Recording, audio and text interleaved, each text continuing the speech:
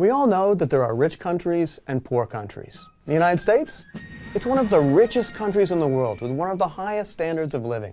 The Central African Republic? It's one of the poorest countries in the world. Mexico? It's somewhere in between. But just how big are these differences between the rich and the poor countries? And how do we measure these differences? We're going to measure the differences in living standards by looking at real GDP per capita. That's a country's gross domestic product divided by its population. Real GDP per capita captures the average individual's command over goods and services, their purchasing power. Or put another way, how much stuff, which we'll picture here using a basket of groceries, can an average person buy in a year? So let's start with the Central African Republic. This is a small, landlocked nation in Africa. It's currently suffering under a civil war. It's probably the poorest country in the world. In the CAR, an average person can buy just 6 baskets of stuff in a year. Now let's consider Mexico, a country you might be a little bit more familiar with. If the average person in the CAR, they can buy 6 baskets of goods in a year, how many baskets do you think that the average person in Mexico can buy? Take a moment, take a guess, make a mental note of it. We'll come back to that.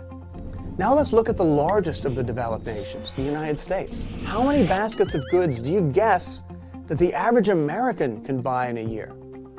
Okay, have you got your guesses? Here are the answers. In our depiction, each basket is worth $100 of buying power per year.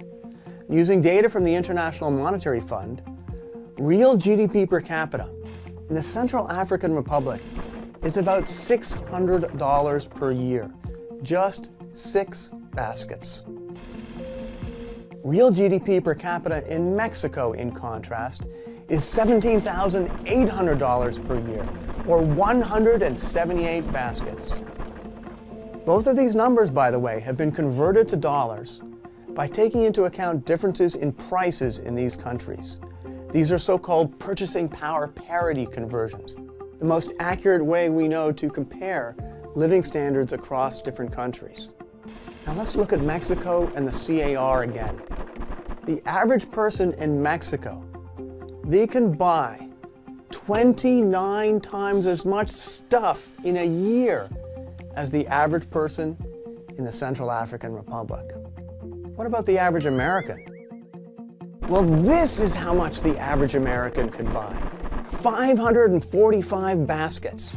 That's 3 times more than the average person in Mexico and 90 times more than the average person in the Central African Republic. So when we're talking about differences in wealth between countries, these are not small differences, but regularly on the order of 10, 20, 50, sometimes 100 times more in one country than in another. And countries that we might sometimes lump together in our mind as being poor, like Mexico and the Central African Republic, they're not nearly in the same league. The prosperity in Mexico, it's much closer to the United States than it is to the truly destitute nations, such as the Central African Republic. Have these huge disparities in wealth, have they always existed? Are countries converging? Are they diverging? Is it getting better or worse? Are some countries catching up? These are all topics of some of our upcoming videos, so get ready to dig in.